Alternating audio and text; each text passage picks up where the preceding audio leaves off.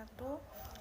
Saya Indah Sylvia dari PBSI. Saya di sini akan sedikit menjelaskan tentang pengertian semantik. Semantik adalah cabang linguistik yang mempelajari arti atau makna yang terkandung pada suatu bahasa, kode atau jenis representasi lain. Dengan kata lain, semantik adalah pelajaran tentang makna. Pengertian semantik berasal dari bahasa Yunani, sama kata benda yang berarti tanda atau lambang. Kata kerjanya adalah semaina yang berarti menandai atau melambangkan.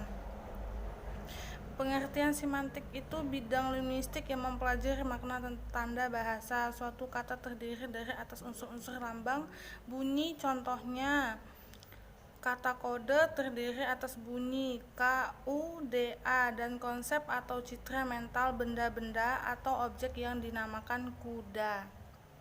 Pengertian kesalahan berbahasa dalam semantik. Kesalahan berbahasa ini dapat terjadi pada tataran fonologi, morfologi, dan sintaksis.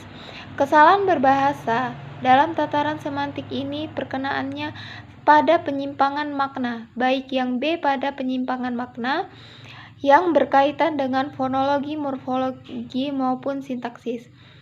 Kesalahan berbahasa dalam tataran semantik dapat berkaitan dengan bahasa tulis maupun bahasa lisan. Ambiguitas atau ketersangkaan informasi dalam kata-kata gambar atau media lain adalah kemampuan mengekspresikan lebih dari satu penafsiran. Ambiguitas umumnya berbeda dengan ketidakjelasan. Dalam ambiguitas, penafsiran spesifik dan berbeda dapat muncul meski beberapa di antaranya tidak jelas.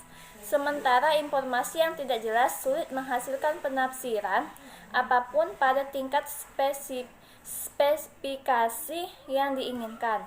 Konteks turut memainkan peran dalam menyelesaikan ambiguitas. Misalnya, sepotong informasi yang sama bisa bersifat ambigu dalam satu konteks dan tidak ambigu pada konteks lain. Ambiguitas terbagi menjadi 3, yaitu fonetik, ambiguitas gramatikal, dan ambiguitas leksikal. 1. Ambiguitas fonetik.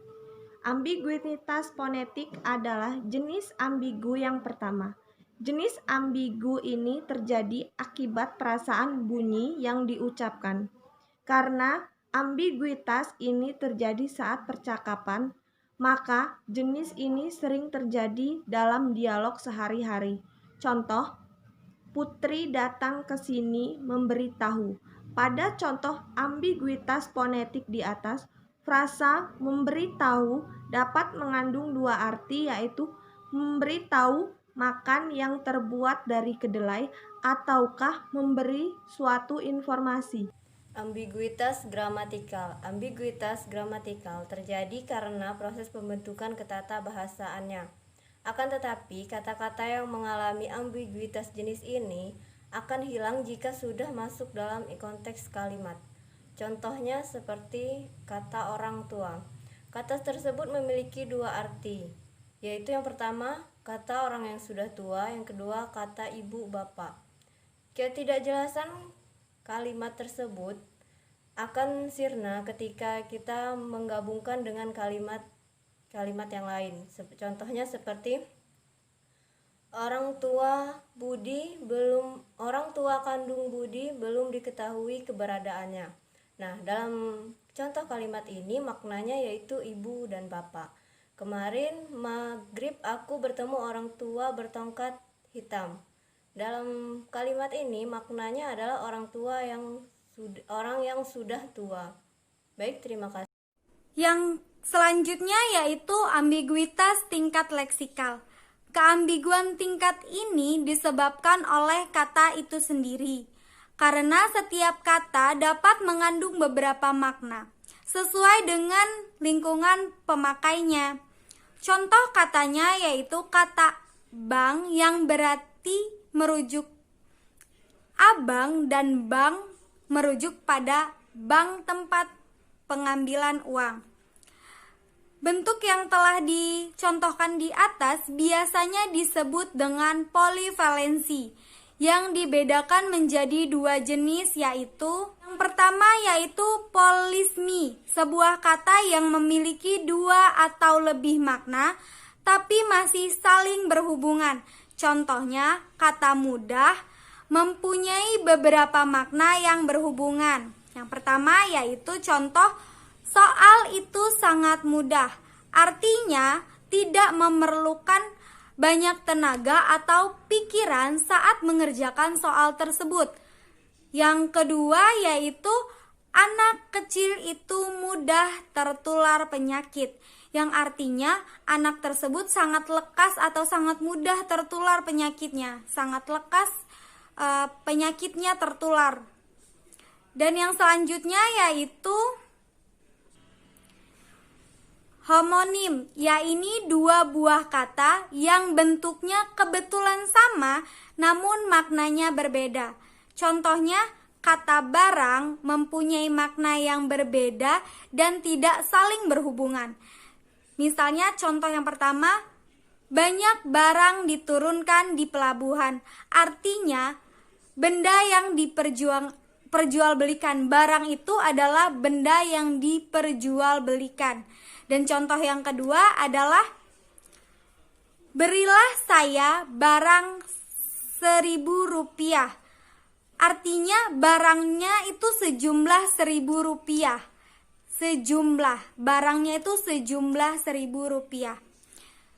Homograf, yakni bentuk ujarannya sama dan ejaannya sama, tetapi ucapan dan maknanya berbeda. Contohnya, teras, yakni bermakna inti dan serambi rumah.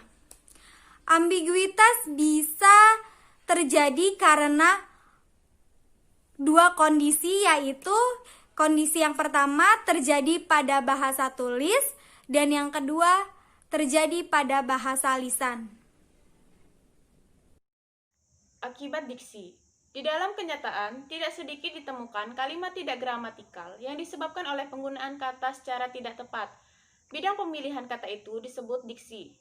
Jadi, kesalahan diksi ini meliputi kesalahan kalimat yang disebabkan oleh kesalahan penggunaan kata.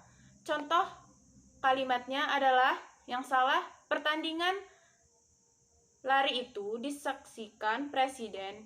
Pembenarannya adalah perlombaan lari itu disaksikan presiden. Yang selanjutnya adalah kelanjutan dari contoh kesalahan diksi. Mereka bukan naik kendaraan umum itu. Seharusnya mereka tidak naik kendaraan umum itu. Contoh selanjutnya, adanya sikap saling mencurigai antar manusia yang satu dengan yang lain. Cukup memprihatinkan. Seharusnya adanya sikap mencurigai antar manusia yang satu dengan yang lain cukup memprihatinkan. Contoh yang terakhir adalah anak itu jalannya pincang karena kakinya pernah putus. Seharusnya anak itu jalannya pincang karena kakinya pernah patah.